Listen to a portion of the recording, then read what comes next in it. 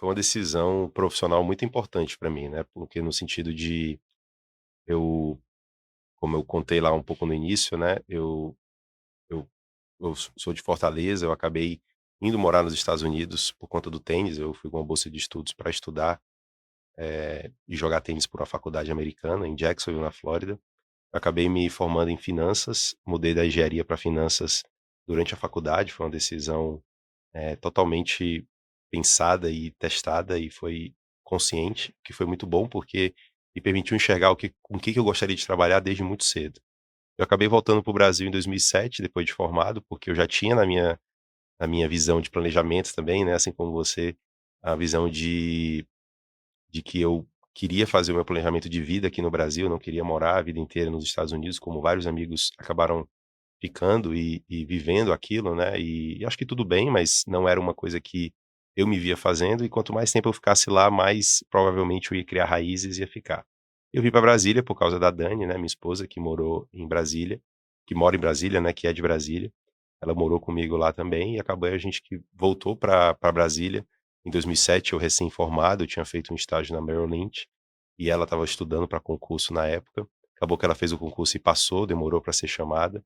Enquanto isso eu, fui trabalhando em banco, então eu trabalhei no Bradesco. No Bradesco eu fiquei basicamente 1 ano, porque naquele 1 ano eu tive uma promoção que eu acabei nem recebendo a promoção, eu tirei o CPA 20 naquela época, que nem o gerente da agência tinha, e eu vi que o banco não estava me valorizando tão rápido quanto eu poderia valorizar. E aí depois de 1 ano eu fui procurar outras instituições, e acabei entrando no HSBC, na área comercial mesmo, mas trabalhando num bairro nobre aqui de Brasília, no Lago Sul, na área comercial de prospecção de clientes de alta renda, né, do HSBC Premier.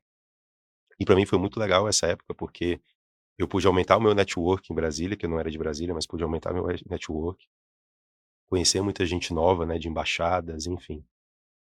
Pude aprender a lidar com a parte comercial de vendas, porque não é algo que é natural para as pessoas, então você tem que ter experiência, e muitas vezes a experiência vem com a atuação.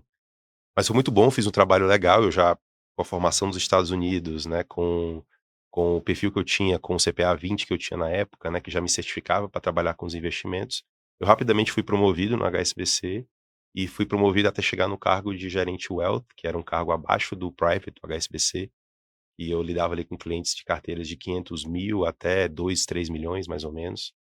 E também foi muito legal, porque me deu acesso a um perfil de cliente de alta renda, onde eu tinha que ter um atendimento mais qualificado e mais personalizado. Mas aí, em 2010, a Dani assumiu o concurso dela.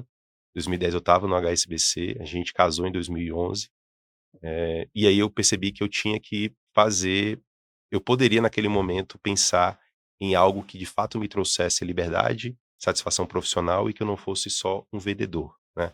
E eu comecei a procurar, e a experiência de ter morado fora foi muito importante, porque foi nos Estados Unidos que eu pude aprender que existia uma carreira de planejador financeiro cobrando diretamente do cliente, que existia há muitos anos, há décadas, e que no Brasil ainda estava muito no início.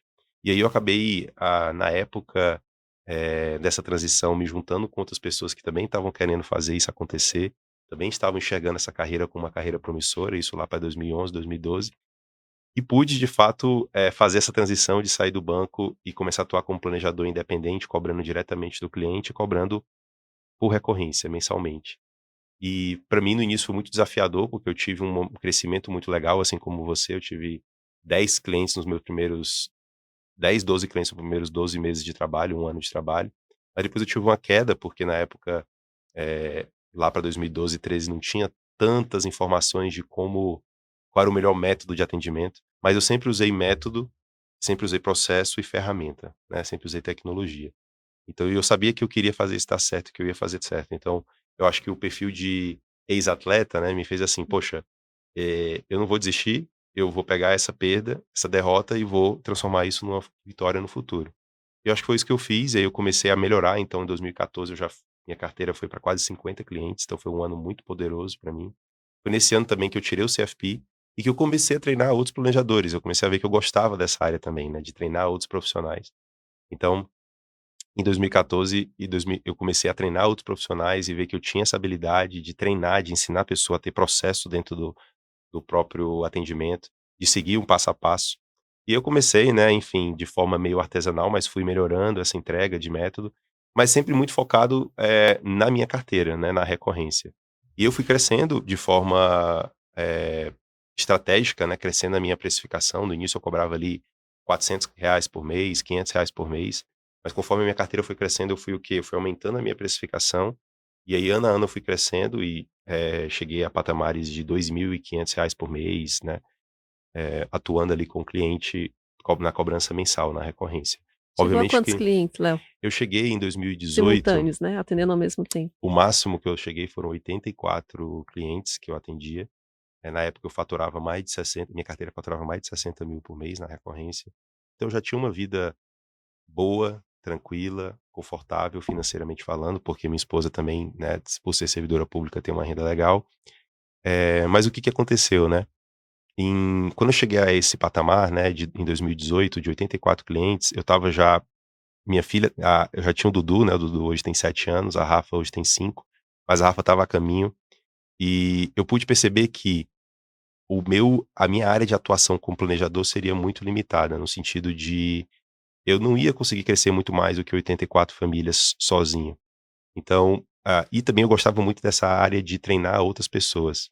E foi quando eu percebi que eu, tinha que fazer alguma coisa.